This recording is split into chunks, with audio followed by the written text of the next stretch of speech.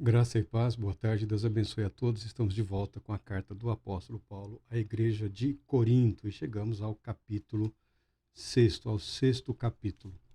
Lembrando que no capítulo quinto o apóstolo Paulo estabeleceu como medida necessária para restaurar a comunhão da igreja com o apóstolo e com a comunidade apostólica. Ele exigiu que um irmãozinho que estava vivendo em pecado sexual, ou seja, ele vivia maritalmente com a madrasta, o que era uma abominação para judeus e também uma abominação para os romanos. Muito embora a sociedade romana fosse bastante permissiva no que diz respeito às questões de sexualidade, eles impunham limites e esse irmãozinho aqui entre aspas havia ultrapassado em muito os limites. A pena para o pecado, para o crime que esse casal cometia, podia tornar-se banimento ou mesmo até a morte. Então, o apóstolo Paulo exige que essa pessoa seja excluída da igreja e entregue às autoridades para que seja julgada e condenada, tá? Alguns podem alegar que a expressão entregue a Satanás signifique outra coisa. Mas não existe na igreja, nunca existiu nenhuma cerimônia de entrega a ninguém para Satanás. O que o apóstolo Paulo está fazendo aqui é usando um jogo de palavras. O inimigo da igreja, o inimigo da igreja, naquele período, volta e meia, era o próprio Império Romano. Então, esse criminoso deveria ser entregue ao inimigo, entregue a Satanás, para ser devidamente julgado e condenado. O apóstolo Paulo exigiu que justiça fosse feita. A igreja não poderia comungar com um pecado e um crime tão grosseiros. Chegando no capítulo 6, o apóstolo Paulo passa a tratar da questão da comunhão entre os irmãos. Aqui ele vai tratar das questões menos graves, mas que volta e meia acabam promovendo, promovendo dissensão, desordem, né? Quebra da autoridade, fragmentação da igreja, divisão da igreja. Diz o apóstolo Paulo: atreve-se alguém entre vós, quando há litígio de um contra outro, levar o caso para ser julgado por pessoas pagãs e não pelos próprios santos? Ou desconheceis que os santos julgarão o mundo todo? E se o mundo será julgado por vós, como sois incompetentes para julgar assuntos de tão menor importância? E mais, não sabeis vós que iremos julgar inclusive os anjos, quanto mais as demandas triviais desta vida? Será que quando surgem questões desta vida para serem julgadas, constituís como juízes as pessoas menos respeitáveis da igreja?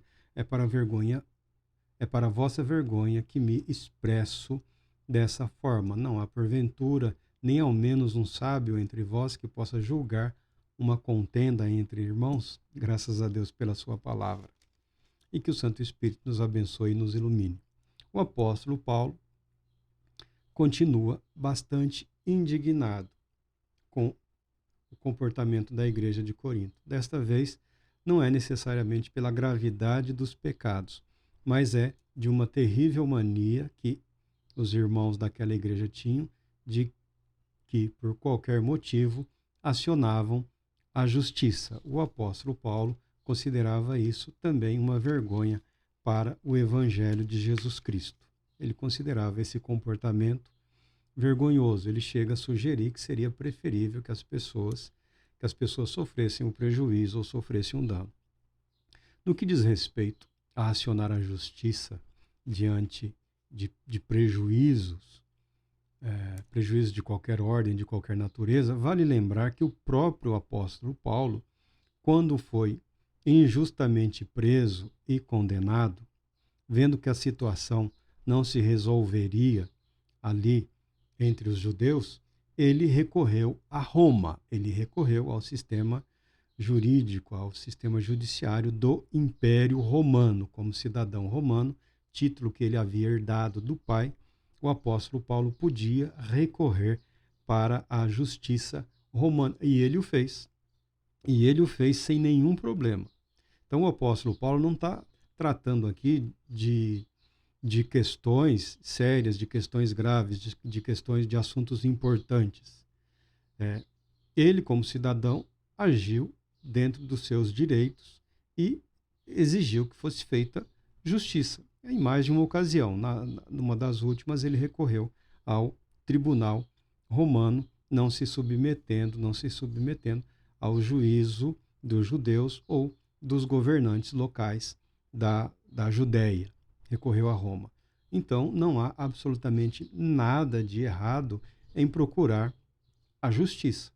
Não há nada de errado em procurar o sistema judiciário para fazer valer os seus direitos, os nossos direitos, como cristão e como cidadão brasileiro. Aliás, ninguém precisa dar satisfação da sua fé para ninguém.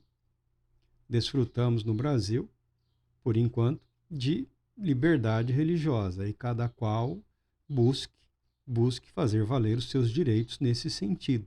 Ninguém poderá ou será diminuído perante qualquer juízo por conta da sua convicção religiosa. É isso que a nossa lei está dizendo. Naqueles dias,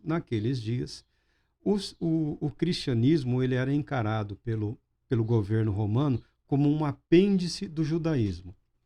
O judaísmo era uma religião aceita, uma religião válida pelos romanos. Você fala, mas a que ponto chega o mundo de que um império diz o que vale e o que não vale? Bom, era a situação daquela época. Os judeus conseguiram, eles conquistaram esse direito diante de vários governos, eles conquistaram esse direito, tiveram também muita luta, muita dificuldade, mas conquistaram o direito de manter a sua fé, manter as suas tradições, manter a sua vida religiosa ativa. Era normal para o judeu, e hoje parece que voltou, pelo que sabemos, em Israel, o Estado é devidamente organizado com os três poderes, mas também existe um sistema paralelo em que os rabinos podem julgar determinadas questões, principalmente no que diz respeito à família, aos casamentos, ao direito dos filhos. Eles podem legislar nessa área, inclusive chegando a de alguma forma penalizar pessoas que não são praticantes do judaísmo, mas que por casamento tenham se unido a alguém da família judaica, principalmente no que diz respeito a direito dos filhos. Por exemplo, um caso que eu vi, o sujeito disse que queria viajar para outro país, para fora de Israel, para trabalhar. Ele foi proibido, porque os rabinos entenderam que ele estava querendo fugir da responsabilidade da paternidade. Então, para sair, se ele queria se afastar do país, ele deveria como que depositar um calção, ou seja, o equivalente a um período até a maturidade da criança. E isso o sujeito acabou recorrendo ao sistema judiciário lá. Não sei que fim levou, mas há um sistema jurídico, religioso, em que determinadas questões podem e são julgadas pelos rabinos. Nos dias de Cristo também, o sistema legislativo, por assim dizer, de Israel, ele era misto. Havia a corte estabelecida pelo rei, mas paralelamente havia também os sacerdotes, os levitas, os conselhos de anciãos que avaliavam questões menores, tá? E chegou ao ponto de que na igreja estabelecida, como diz aqui a Bíblia, por qualquer motivo, por coisas menos importantes, nós podemos imaginar que sei lá, questões de palavras, de ofensas, de insultos, de injúrias, de conversa fiada, alguém que emprestou e não devolveu, alguém que vendeu e está demorando para entregar o produto, né? Alguém que pegou o produto, está demorando para pagar. Questões pequenas. O apóstolo Paulo espera que a igreja seja capaz de resolver essas pequenas contendas, ou seja, curar ali a ferida no seu início para que ela não se torne algo muito mais grave. E o apóstolo Paulo chama a igreja de santos, né? Os santos vão julgar o mundo e nós julgaremos até mesmo os anjos. Isso é uma questão de posição da igreja em Cristo Jesus. Tá? O apóstolo Paulo não advogava essa ideia da perfeição absoluta do cristão. Tá? Ele nunca advogou isso. Isso daí são pensamentos que chegam aqui e acolá através de uma ou outra cabeça que tem uma ideia de assim, uma autoestima elevada. Mas o apóstolo Paulo nunca advogou uma perfeição dos cristãos. Mas também não admitia que a coisa esculhambasse, virasse uma baderna. E ele lembra que em Cristo Jesus, a igreja, os cristãos, desfrutamos de uma posição privilegiada, santificados, justificados, apresentados diante de Deus Pai pela fé em Cristo Jesus, tendo acesso à mais elevada corte ou tribunal que existe no universo, o trono glorioso do nosso Deus. Somos instados a orar e viver nessa comunhão. E a vida, o dia a dia,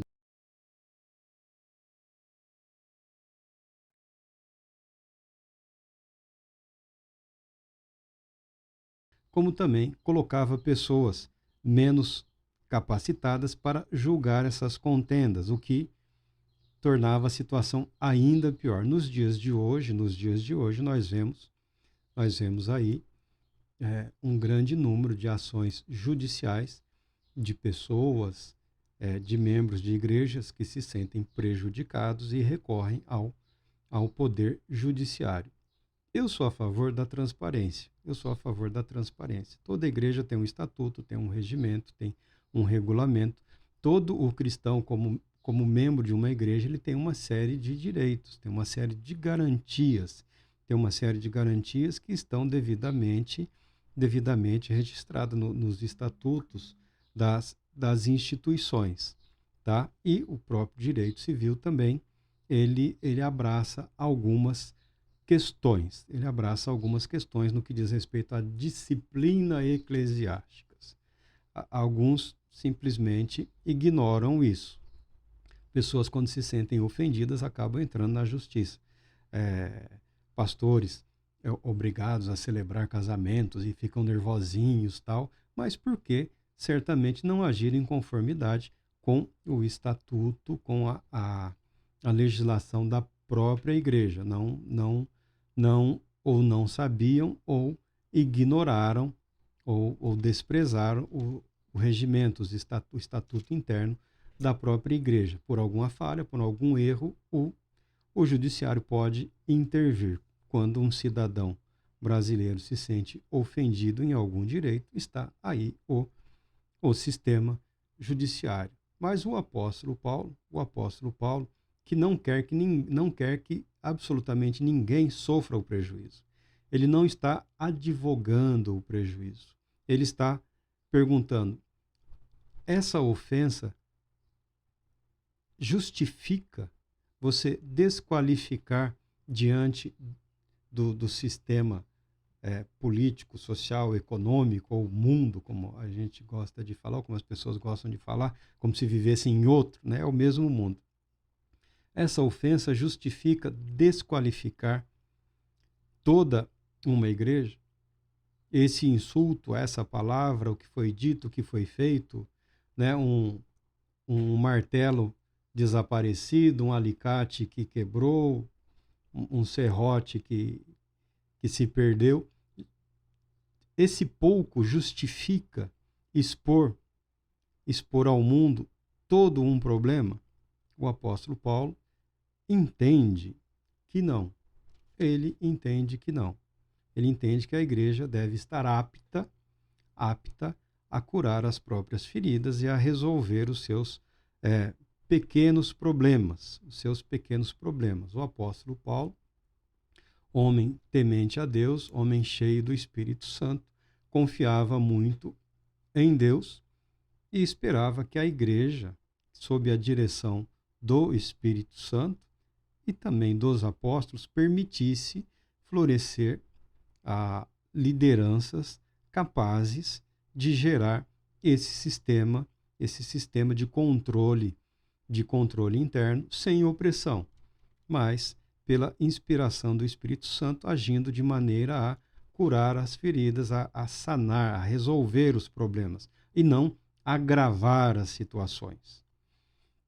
Na prática, hoje, isso implica que as pessoas têm liberdade para decidir. Num mundo faccioso em que nós estamos vivendo, e facções também gritantes dentro das próprias igrejas, né? E entre igrejas e igrejas, rivalidades tamanhas, as pessoas podem se perder ou se desorientar no que diz respeito ao senso de justiça, né? Então, todo que se sente de alguma maneira ofendido tem todo o direito e tem a oportunidade de buscar no sistema judiciário a correção do prejuízo que sofreu. Eu entendo que sim. Eu não vejo obstáculo. O cristianismo hoje não é apêndice de nenhuma outra religião.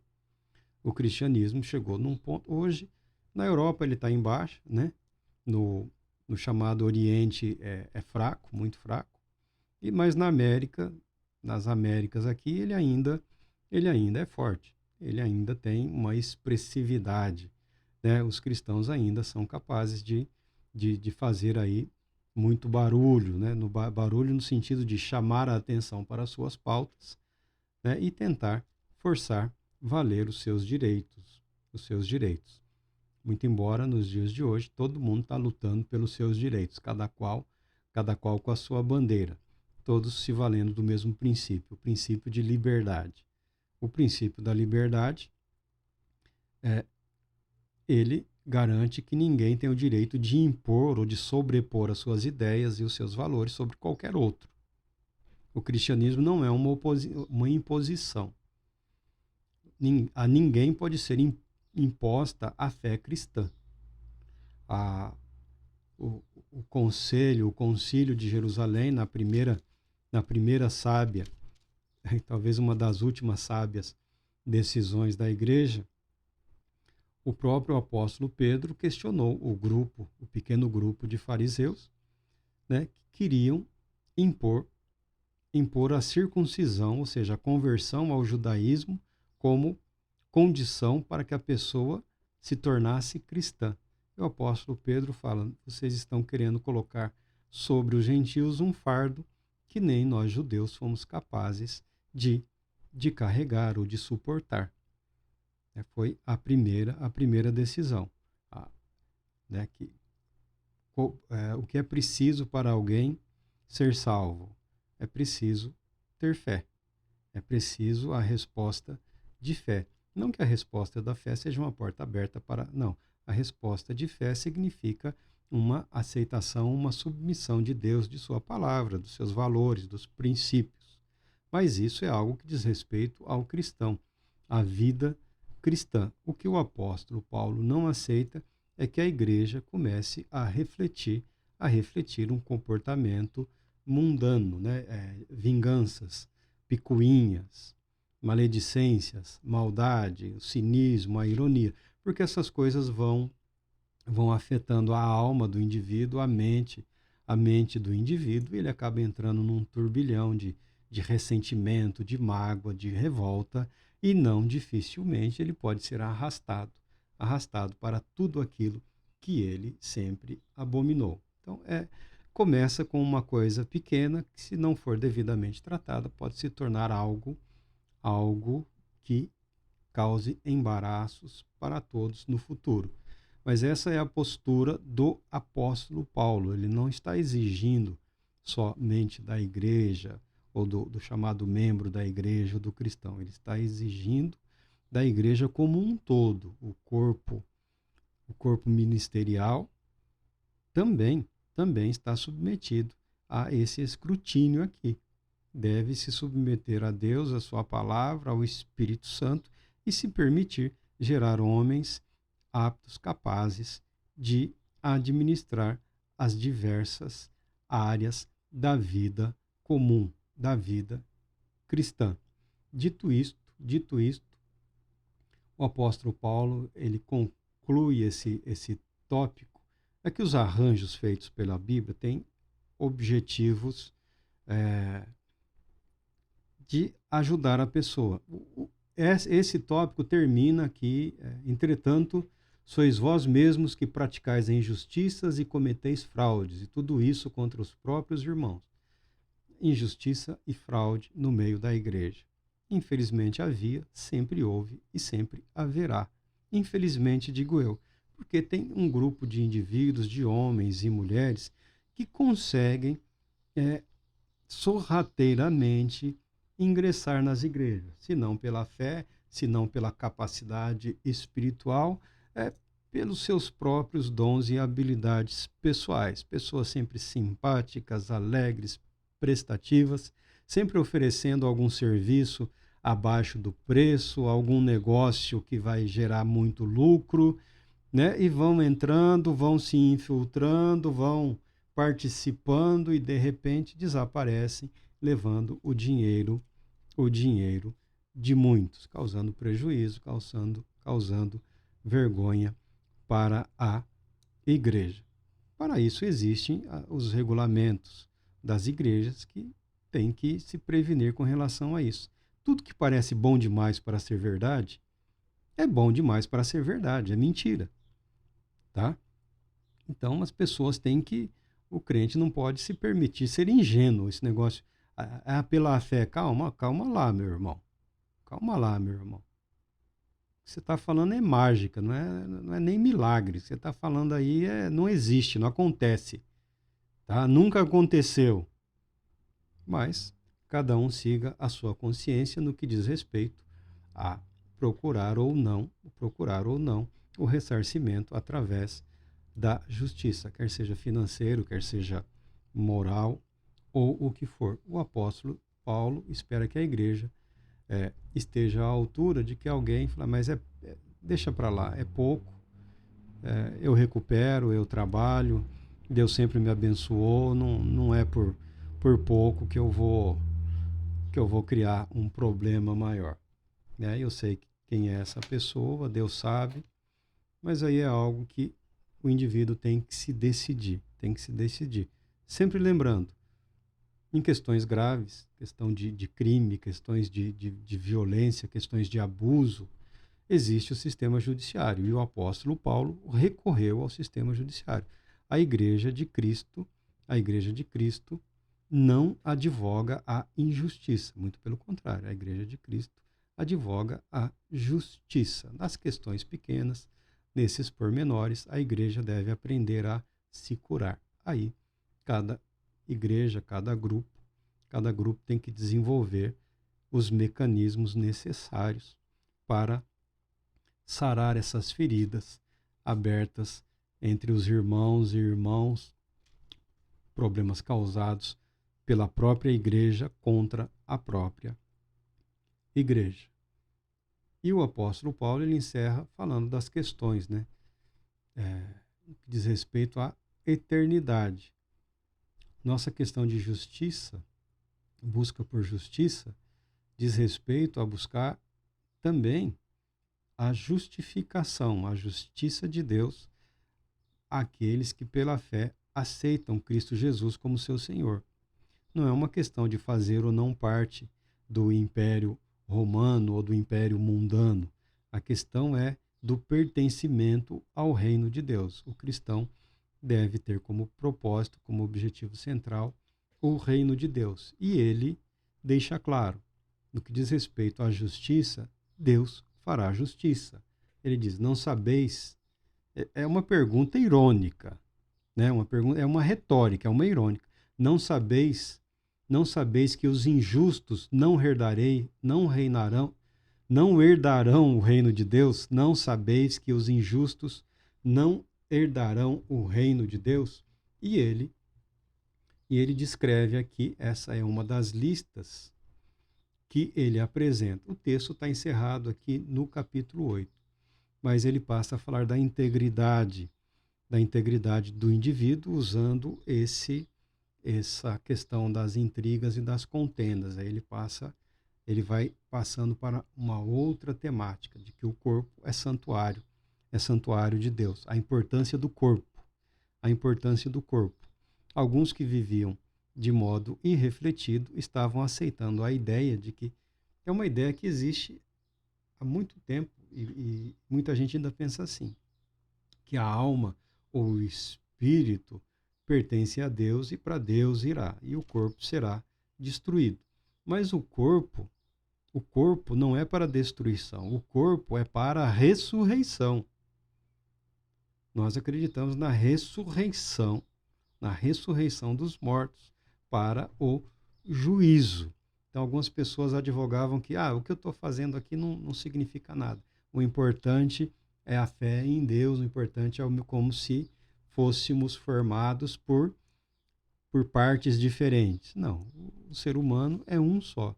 Há uma alma, um espírito que sobrevive à morte física. Mas o corpo ressuscitará.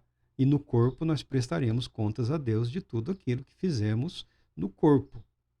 Então não é uma vida dupla, é uma vida única. Nós vivemos como se vivêssemos para dois mundos. Responsabilidades com Deus na sociedade, para com o próximo, responsabilidade com Deus, que diz respeito ao reino de Deus. Então o cristão ele é duplamente responsável diante da sociedade em que ele vive e também diante de Deus, com vistas ao reino de Deus. E o apóstolo, ele encerra esse tema lembrando que Deus. E aí tem a primeira lista. Não vos deixeis enganar, nem imorais, nem idólatras, nem adúlteros, nem os que se entregam a práticas homossexuais de qualquer espécie, nem ladrões, nem avarentos, nem viciados em álcool ou outras drogas, nem caluniadores, nem estelionatários, herdarão o reino de Deus. Assim fostes alguns de vós, alguns, não todos, assim fostes alguns de vós. Contudo, vós fostes lavados, santificados e justificados em o nome do Senhor Jesus Cristo e no Espírito Santo do nosso Deus. E graças a Deus pela sua palavra. O apóstolo Paulo, que advogava a justificação pela fé, a salvação pela graça, a justificação pela fé, ele deixa evidente, ele deixa claro que essa declaração de fé precisa sim ser acompanhada de um progresso virtuoso, né? De um abandono do comportamento pecaminoso e aceitação dos limites do padrão imposto pelo próprio Deus, pelo nosso Senhor e Salvador Jesus Cristo. Era motivo de alguma polêmica na igreja dos Coríntios e é motivo de polêmica na igreja de hoje? Duvido muito, todos sabem muito bem discernir o certo do errado. A dificuldade de algumas pessoas não está em discernir o certo do errado, está em decidir pelo certo ao invés do errado. Deus Todo-Poderoso te abençoe, te proteja e te conceda paz, muita paz.